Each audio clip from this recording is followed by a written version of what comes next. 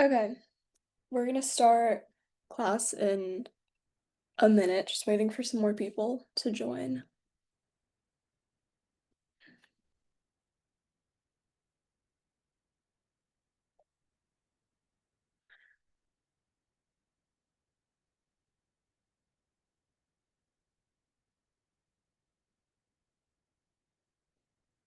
And if everyone could just turn on their cameras.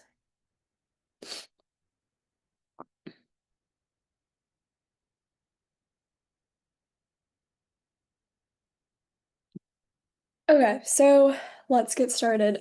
Today's our last class, by the way. Because I know that the other math classes are, I think, like 12 weeks, but ours is 6 weeks, just because we have like less material to cover.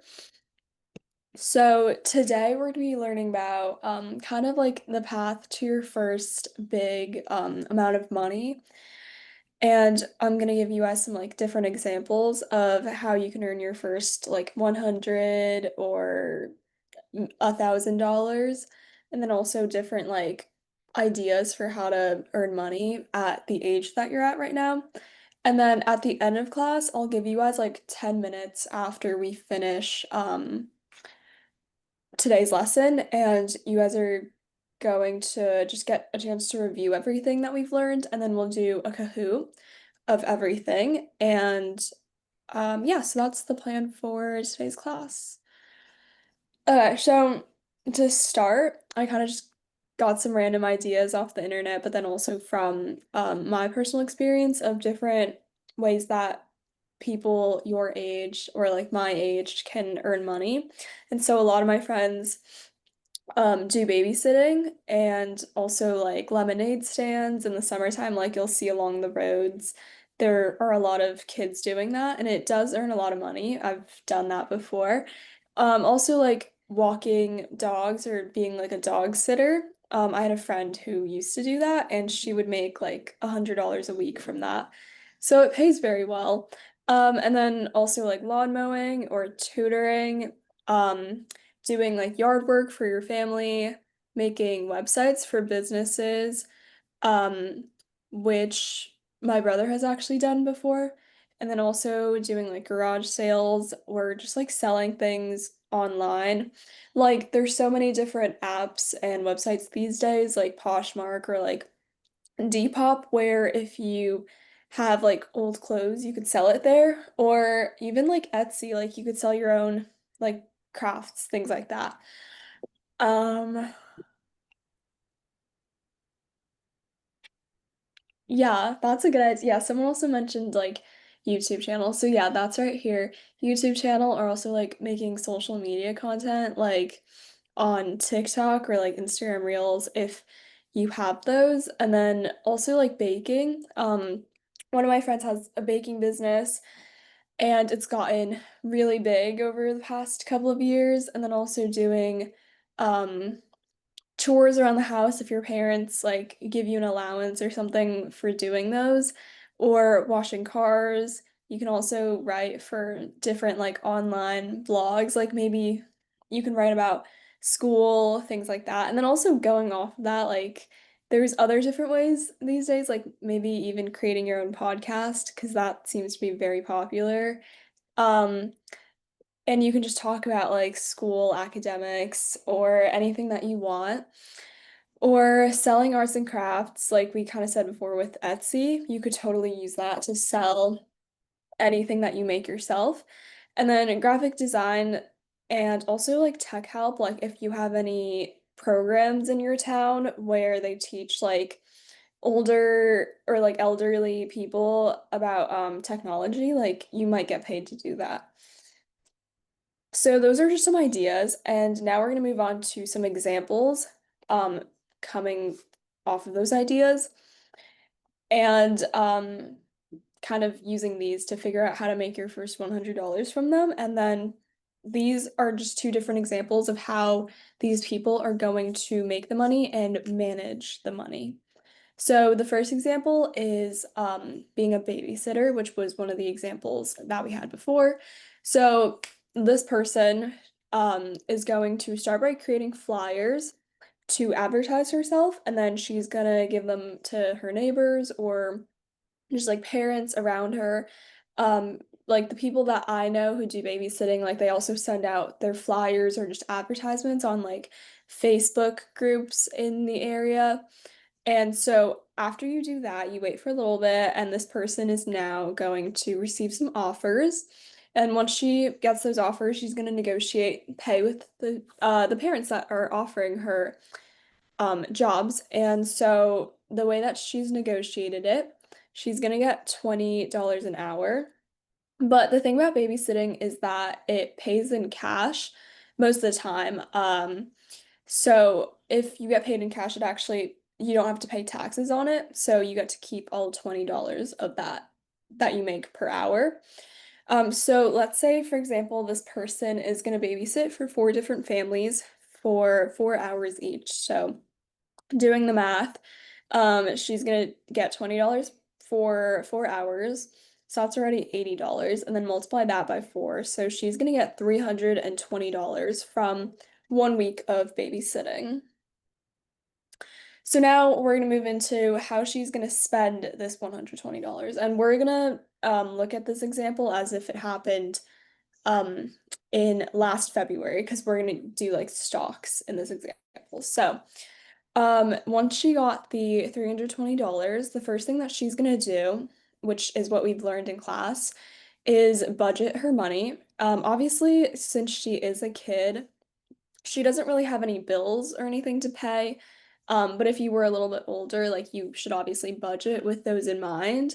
But since she definitely lives with her parents and she doesn't have utilities or loans to pay for, she can kind of just skip that part and move on to this part, which is adding the money to her savings account. So in this case, because she's making $320 this week, if she really has like something big that she wants to save for, or she just wants to save for emergencies, she's gonna take 20%, which is kind of the typical amount.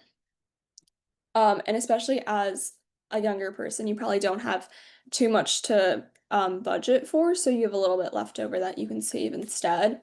So this 20% is gonna come out to be $64, and that's gonna bring her to $256. So that's basically her starting amount of money. And now, because this took place in um, February of this year, the Nvidia stock was worth $133. And so she's going to buy a share of that because she's heard it all over the news, and everyone is saying that this is going to be a huge stock and it's going to be part of the AI boom. So she's going to hold this stock. Well, first buy it and then hold it for a long-term kind of investment. And so once she buys it, it's going to take her down to $122.43. So now, assuming that she doesn't work any more babysitting jobs for the next couple of months, she's going to sell it today, and today it's worth $182.74. So basically, she gets a $49.17 return because we're going to do the current price minus the old price. And so from this, she's going to get 120 or $182. And so adding that to the 200 or sorry, $122 right here, she's going to come out to have $305. Yeah, Amelia. What does sell it mean? Like she's gonna, so like when you buy a stock, you're basically buying an ownership in a company, and when you sell it, you're basically selling it back to the stock exchange or the company, and you get this amount of money back. So you get the amount of money that it's worth today back. I That's it. thought it was talking about something else. Oh. But yeah, so when she sells it, she's gonna get this money that the stock is worth today. So that's how she's gonna go from essentially $256 to 305 with $64 in savings, without working any more babysitting jobs. But obviously, if she were to work more, and maybe earn $320 every single week continuously, and she does this kind of system every single week, she's gonna get a lot more money. Like it would definitely be in the thousands, if not like maybe 10,000s, depending on what stocks she picks and chooses. So next we're gonna go into this example, which is making your first $100 by selling like your art or just like any sort of handmade work. So let's say this person in our example she's like very creative and she knows how to make bracelets, paintings, and she also knows how to design posters for businesses. So she wants to start selling this. And so she's going to start by pricing everything that she makes. So she decides that, oh, bracelets, like they don't take me too long to make and they're not too time consuming. So I'm going to price them at $2 versus paintings obviously take a little bit longer, but they're also kind of smaller. So she thinks $5 is reasonable. And designing posters for businesses, she thinks that $10 is reasonable. So the next step that she's gonna take is she's gonna go around to her family and her friends and also like businesses around her, maybe like knocking on doors. And she from that she's gonna sell 20 bracelets, 10 paintings, and 5 posters. So doing the math on that, 20 bracelets for $2 each is gonna give you $40. And then 10 paintings for $5 each is going to give you 50, and then same thing with the posters for businesses. That's also going to give you 50, which comes out to be $140 that she earns from that. So now we're going to go off of this $140, which we're going to assume that she's also earning in cash, so she doesn't have to pay taxes on this. So she starts with $140. And obviously, like we talked about before, your first step when you get any sort of payment is to budget. But then again, with this example, like she's going to be living with her parents, so she doesn't really have any groceries or bills to pay for. So she can kind of skip this part. But in real life, and as you get older, you should take this budgeting a little bit more seriously. Like if you have rent to pay, if you have mortgage or a car payment, things like that, that's when it'd be very important to budget. And then from here, she's going to add money to her savings account. So since this amount is obviously a little bit less than $320 from our example before, she's only going to save 15%, which is going to be $21. And so obviously, like the amount of money that you add to savings, this percentage, it depends on how much money you're saving and obviously depends on your monthly income, things like that. But you can kind of just do it based off of your personal needs. Like if you're saving for something big, like a car, something like that, you should probably save a larger percentage every time you get an income versus um, if you're not really saving for anything in particular, you can just save like I would say 10 to 20%, and 15 is like a good in between. Yeah, so after she saves $21, it's gonna bring her down to $119. So that's gonna be our starting for right now. So instead of investing her money, she decides that she wants to invest in herself and her business, selling arts and crafts. She thinks that this is going to help her expand a lot more and potentially get more customers and more business. So she's gonna invest in herself by buying new supplies to continue making like products like her bracelets, posters, and her online designs for businesses. And this is gonna cost her $40. So this is just roughly based off of like supplies, like if she were to go to Michael's, something like that. And then that's gonna bring her down to $79.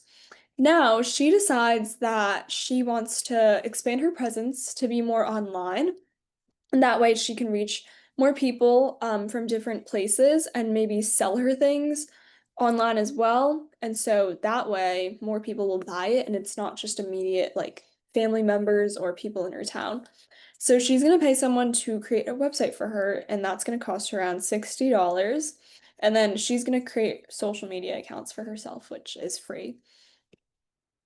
That's going to leave her with $19. And this may not seem like a lot, but once you kind of see the return on her investment for her business, you kind of see. So, because she invested in her business with the money that she earned, she was basically taking what she earned and putting it back into her business. So, it's like a cycle. And so, this is going to cause her to get more customers because obviously she's online now and she's able to ship orders across the country. So she's able to sell a lot more. And so now she's going to sell 40 bracelets, 30 paintings, and maybe 50 posters for businesses. And this is all going to come out to $730. And that's basically taking her to 519. Oh, actually, I don't know if I did the math. Oh, yeah, that is not correct. That's gonna take her to $749. Sorry, not 519. Um, there we go. So yeah, she's gonna have $749 now. And that's a huge improvement from the $119 that she started with. And then in addition to that, she also has $21 in savings. So now that she has this amount of money, she can just continue that cycle all over again. Obviously, this time she doesn't have to pay for a website again. So that amount of money is going to stay in her bank account. But now she can use this money to save a lot more. Maybe now she has more money, she can save 20%. Or she can buy more supplies with that money, or she can even decide that she wants to hire people to help her make these things, and that way she can try to sell even more. It saves her time, and then she expands her business a lot more. So those are just some different ways that she could continue with this $749, but that's essentially another example.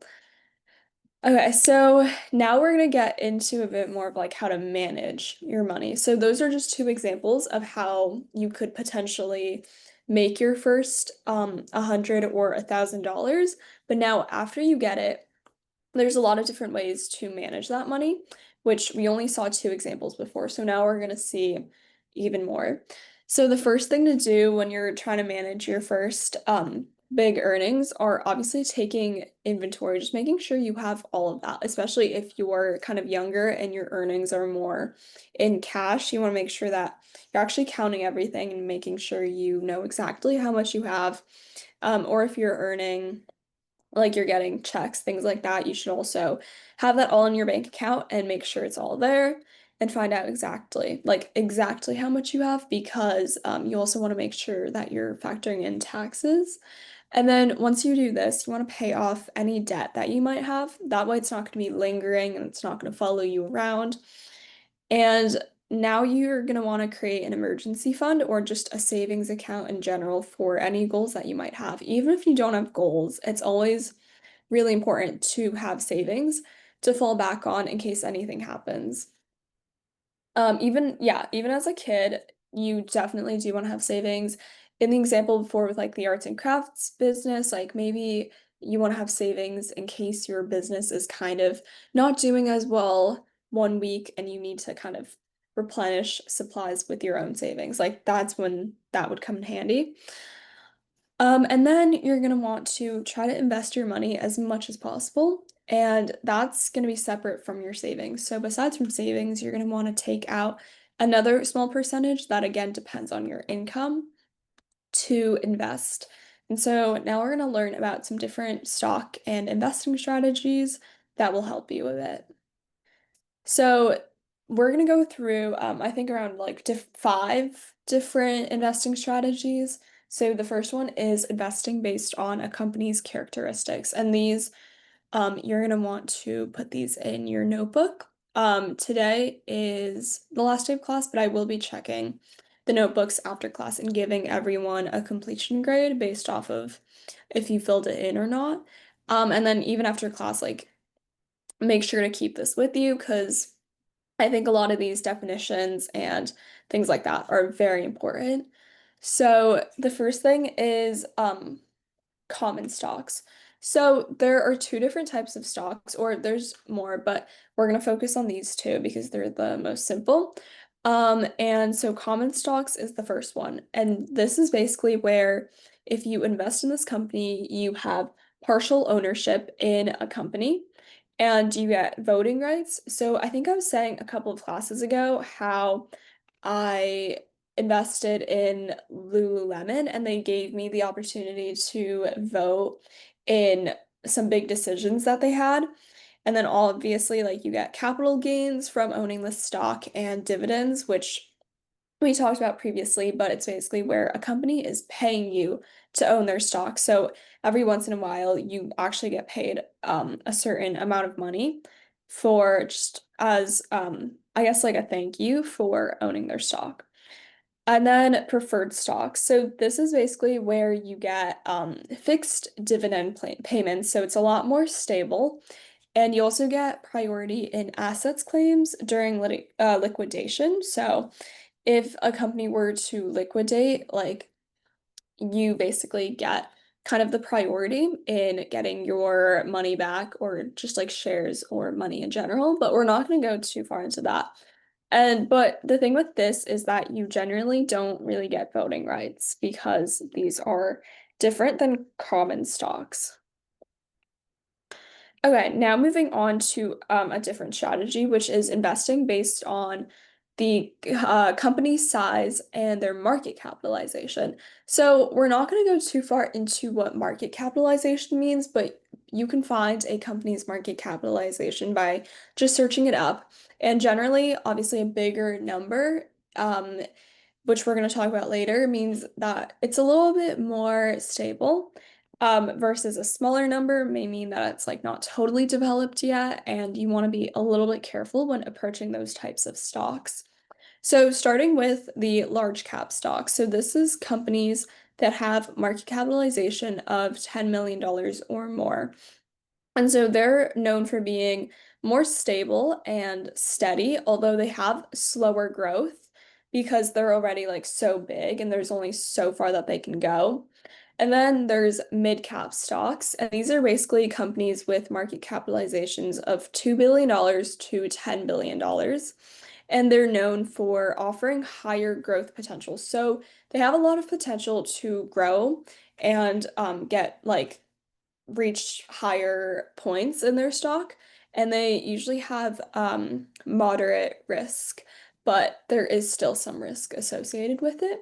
And then small cap stocks, which are companies with market capitalizations of less than 2 billion. So this is what I was talking about before. They're definitely not as developed. They're younger companies, maybe just entering the market. But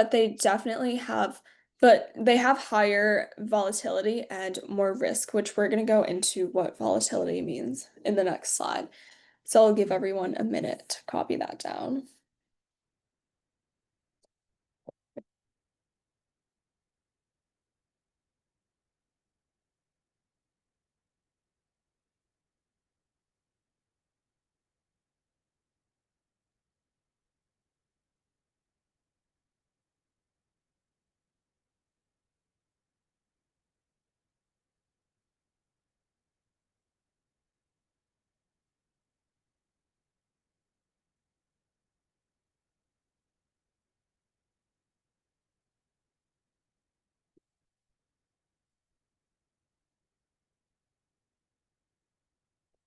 Okay, so now going into volatility. So, volatility in simple terms is basically just the amount of fluctuation in the price of a security. So, a security is an investment or a market over a period of time. So, this basically measures how much the price of an asset changes from its average or expected price.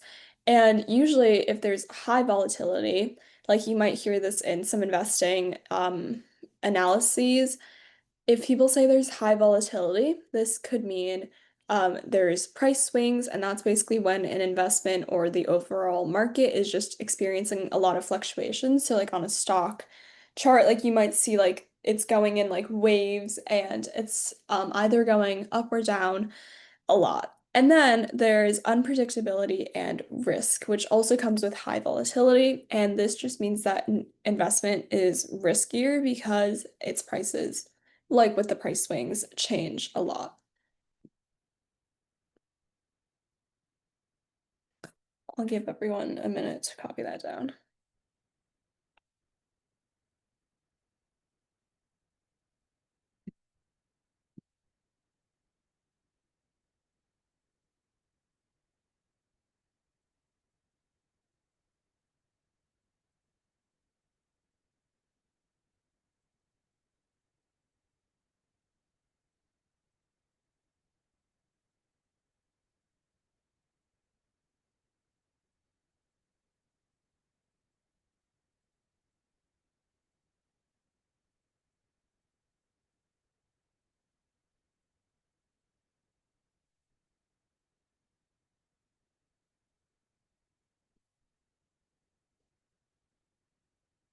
Okay, so we're gonna move on to the next one now. And this investment strategy is basically when you're investing based on your own personal investment style. So everyone has a different investment style. Obviously, since most of us haven't really invested seriously yet, we probably don't have one yet.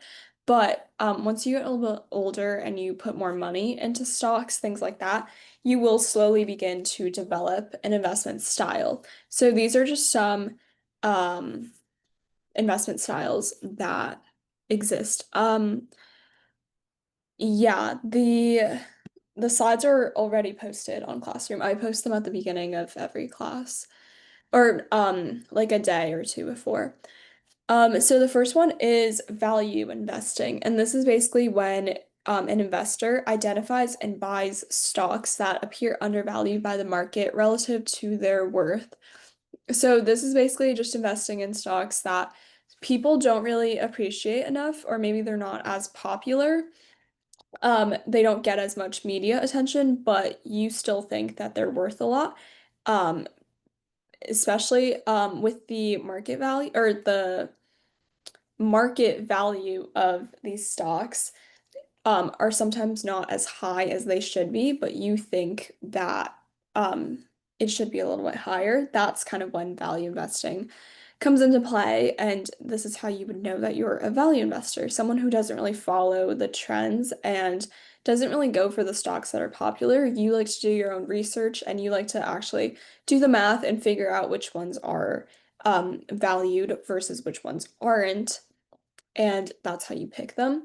Then the growth investing strategy, which is basically when you focus on companies with strong potentials for above average earnings or revenue growth.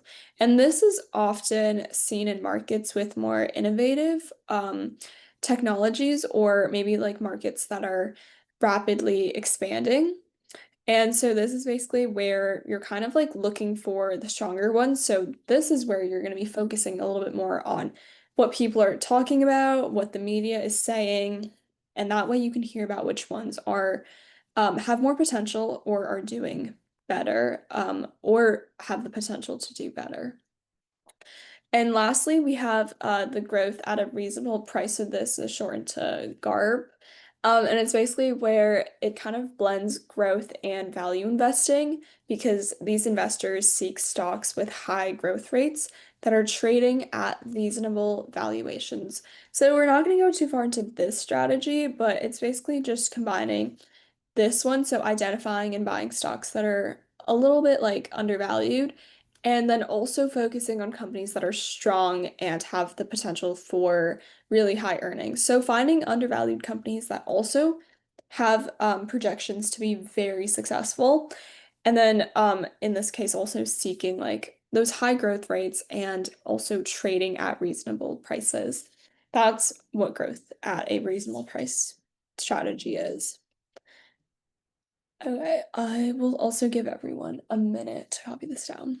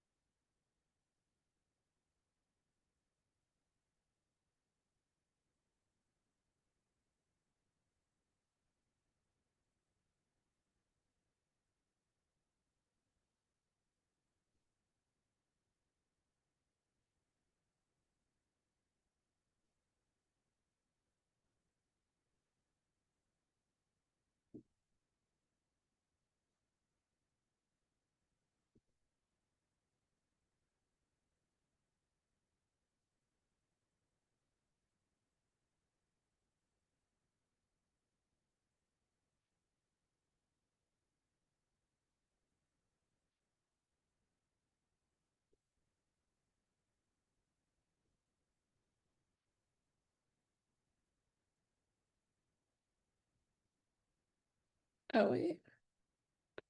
Okay. So now oh, hold on.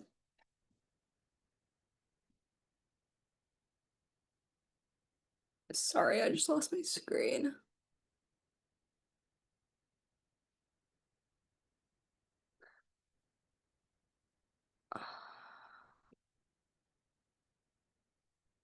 Wait, can everyone still see my screen or is it gone?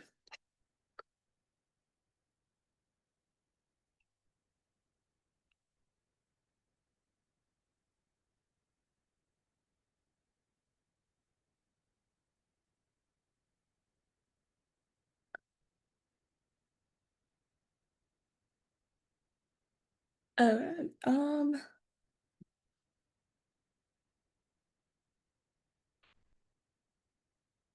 Let me see how I can bring it back.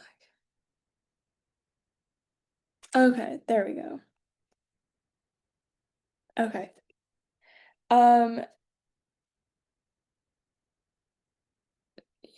okay, yeah, it's back now.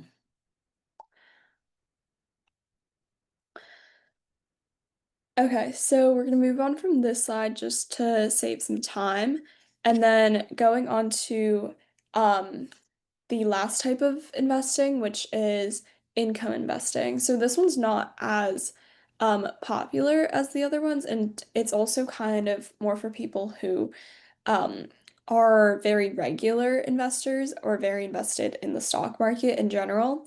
And so basically, this type of investing prioritizes companies that pay regular dividends to shareholders.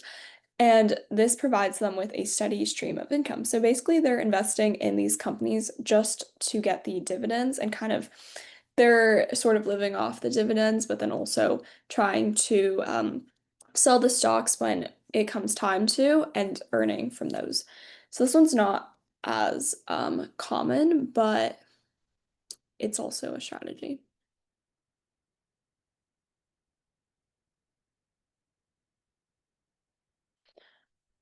Okay. And then moving on to investing based on economic sensitivity.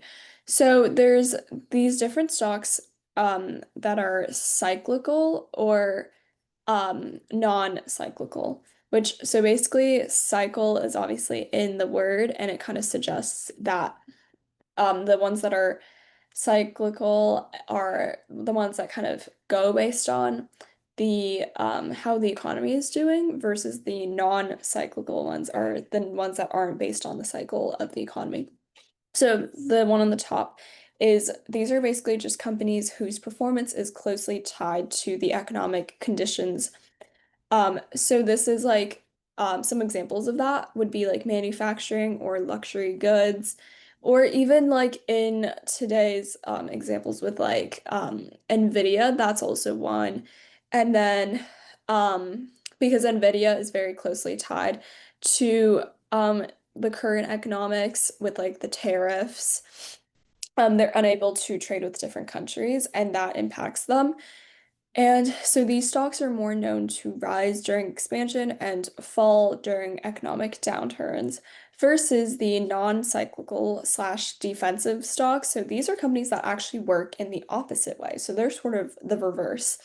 And they're basically the ones that provide essential products or services to people or businesses. And this tends to be a little bit less impacted by economic fluctuations. So some examples of that would be like food, healthcare. In terms of healthcare, like Eli and Lilly is a big stock in healthcare, and then also like Pfizer, things like that, people who make vaccines, because these are actually they sort of tend to actually thrive in times of economic fluctuations. Like when COVID first started, um, like things like manufacturing or luxury goods might go down because of how the economy was doing at the time versus things like vaccines or healthcare are going to actually go up. And in general, they usually stay pretty high. And so this just means they're obviously not impacted by the economic conditions of the time. I'll give everyone like 10 seconds.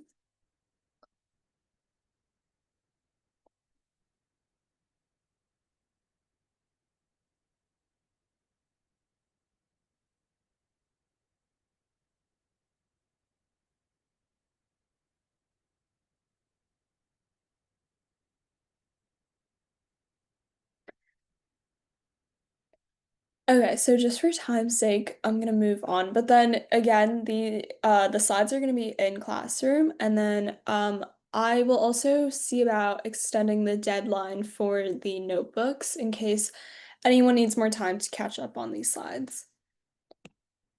Okay, so some other important categories that people invest based on are so there's these different stocks, which are blue chip stocks and IPO stocks. So blue chip stocks are basically well established and financially sound, so very stable companies that have a long history of very stable earnings, and they often have very consistent dividend payments. And so some examples of this are Nike or Johnson and Johnson because these companies have been around for a very long time. And maybe they have a history of their price kind of staying at a very stable place and or sorry, their stock price is kind of stable but also rises from time to time, and they also have very stable earnings like with Nike, the amount of shoes that people buy or the amount of clothes that people buy from Nike is definitely going to stay pretty stable, no matter what's going on. And so that gives them the history of long and stable, or the long history of stable earnings. It makes them a lot more successful and trustworthy.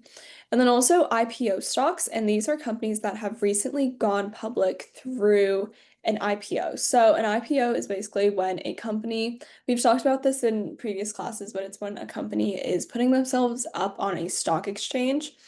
And when they do that, it shows investors that they have high volatility, which could possibly be a bad thing, but then also they have the potential for significant returns. So these are some other categories.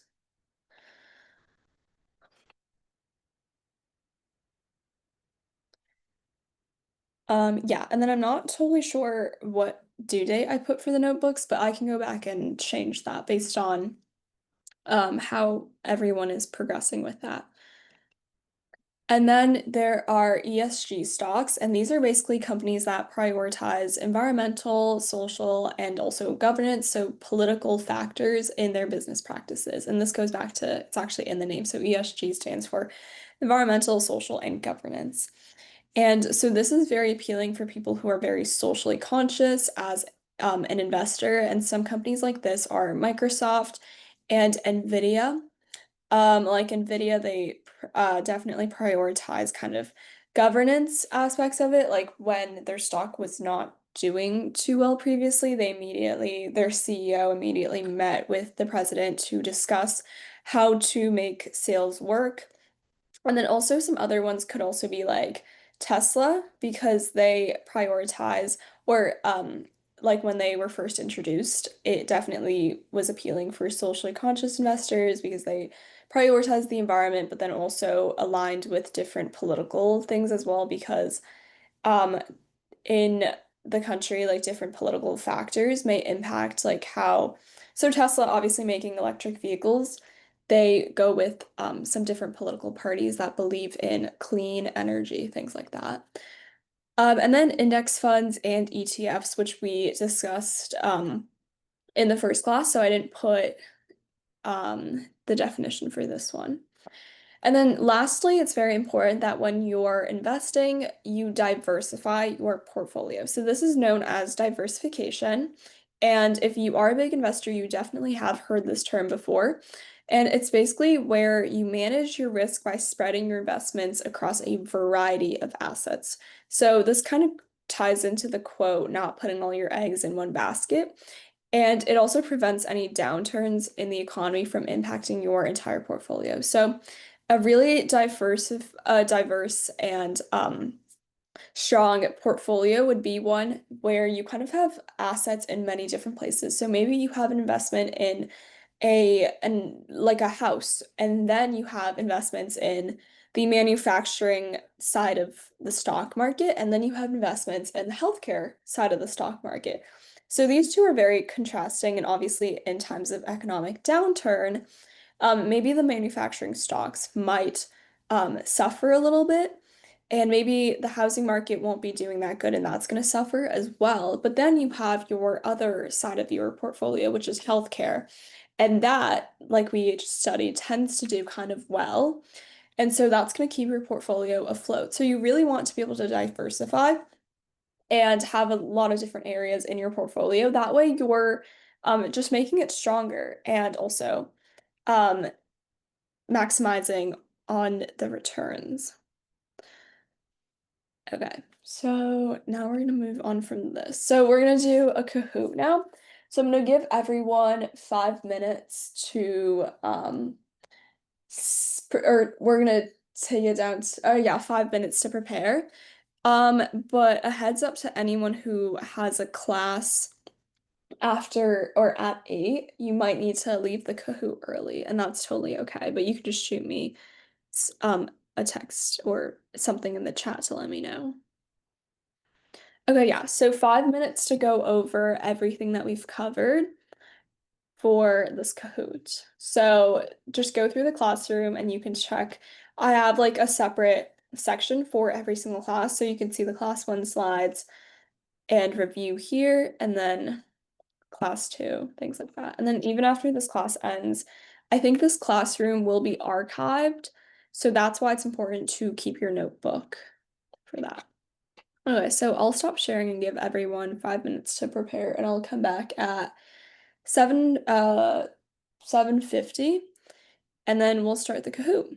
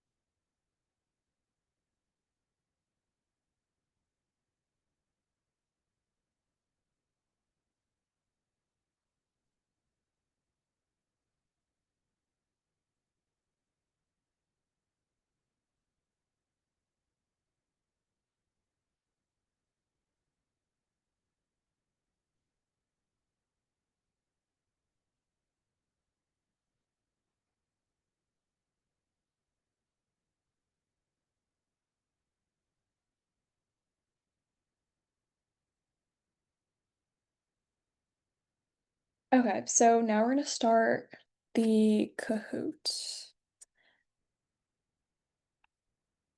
And then also, for anyone who is missing it because they have a class or something, I'll post a PDF of it on Classroom after.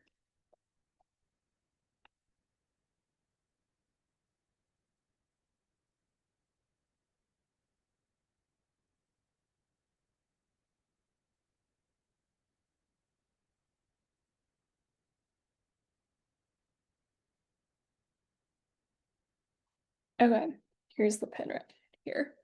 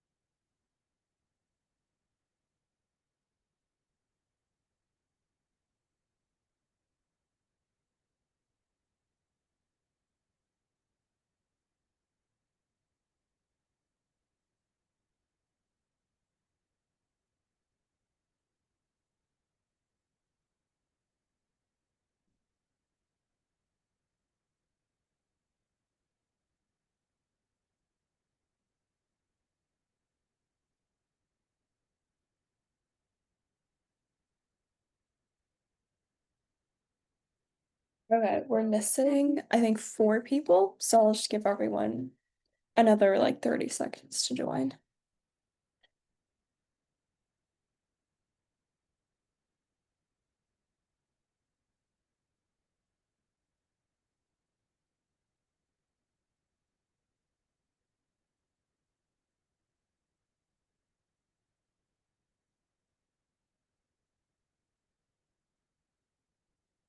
Okay, missing, I think, 2 people right now.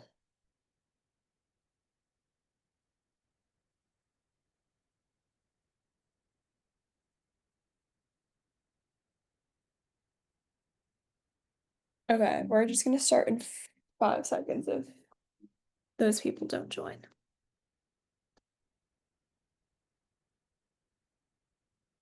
Okay, so we're gonna start now.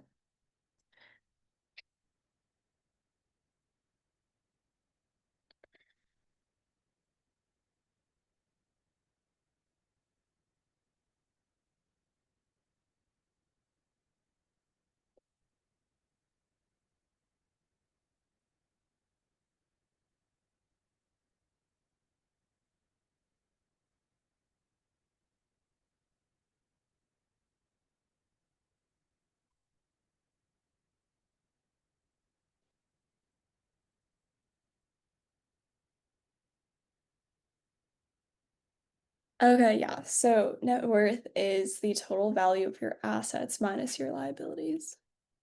I'm just gonna like speed run through this because we're running out of time.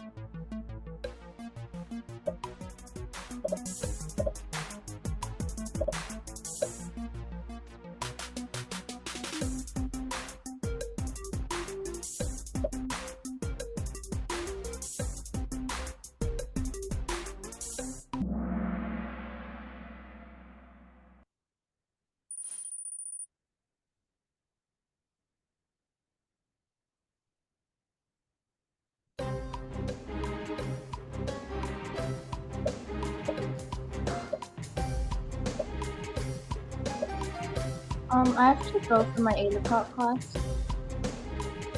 Okay, yeah, that's fine. Um, Everything from this class will be posted on class. But Okay, yeah, thank thank you you for so coming. much. Thank you Yeah, so of much. course. Yeah, I really love this class. It was like really interesting. Oh, I'm glad. Okay. Yeah, I might be doing something similar next year, so be on the lookout for that. All right. Thank you so much. Bye.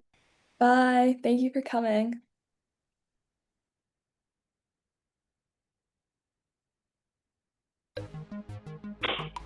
I have to leave too. Um, Okay, yeah. I I really like this class. It was one of the best classes ever. Aw, thank you. You're Well, thank you welcome. for coming. No.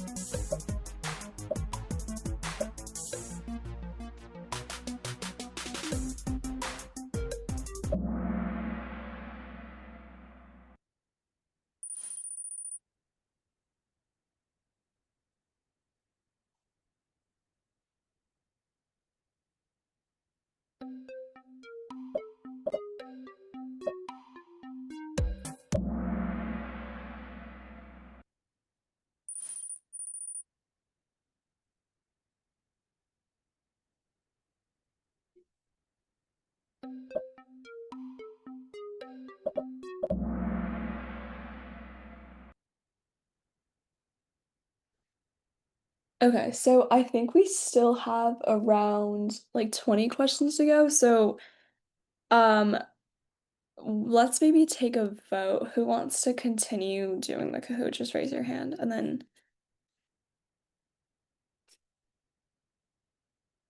okay, yeah. So I guess we'll just stop here, but I will post this on Classroom as a PDF for everyone. So, um, be on the lookout for that because I'll put that in the review. Okay, yeah. So that's basically it then for today's class. So thank you to you guys for coming because I've noticed you guys have been in all the past classes. So that's a lot of dedication and that will be noted for the awards or whatever they're giving out. Yeah, so that's basically it. If anyone has like any questions or anything for me, like about what we learned in class or anything at all, you can just stay for like an extra like 5, 10 minutes and we can chat about that.